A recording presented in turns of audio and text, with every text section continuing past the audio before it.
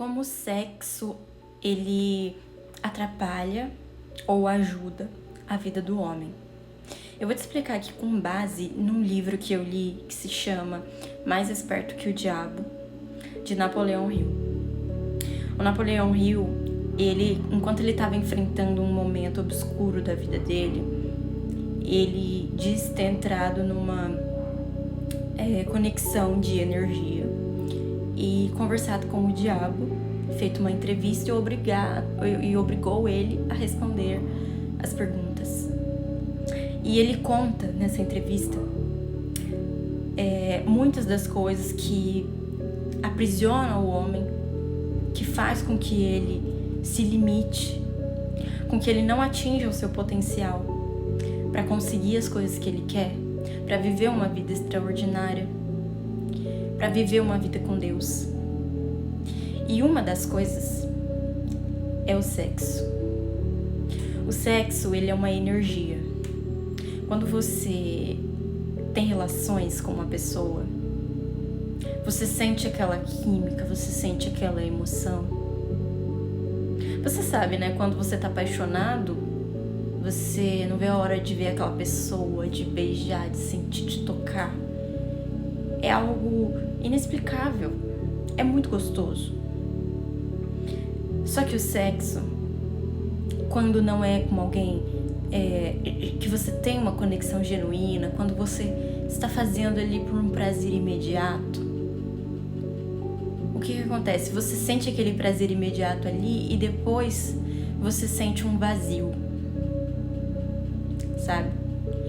Muitas vezes, quando a gente está solteiro, a gente quer, eu vou aproveitar a minha vida, eu vou curtir, e sexo daqui, sexo dali. Às vezes você não está olhando o conteúdo da pessoa, você não está analisando quem você está colocando na sua cama. E daí, toda essa conexão, tudo aquilo que você atrai para si, sabe? São cargas emocionais que você está trazendo de outra pessoa, energias que muitas vezes podem ser negativas.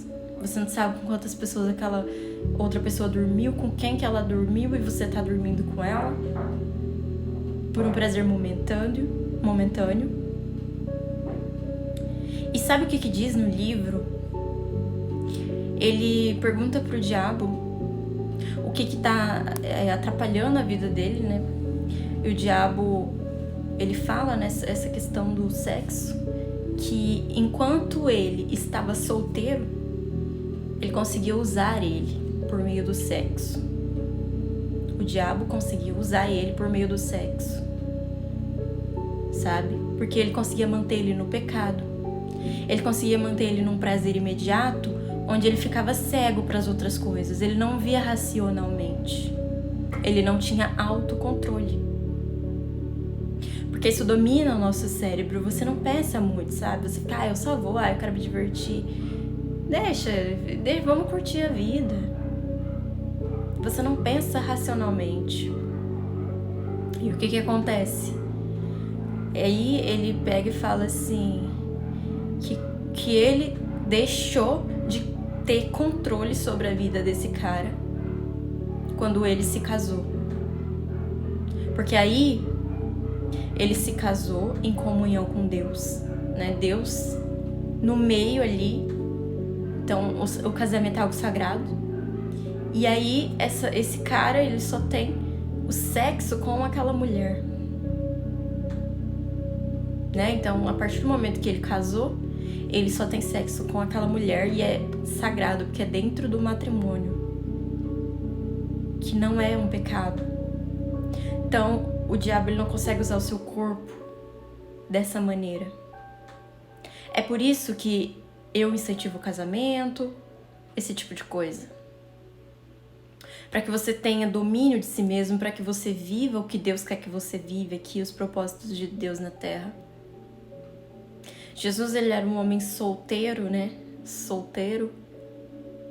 E ele não casou, mas ele tinha um propósito diferente do nosso, que era salvar a nossa vida.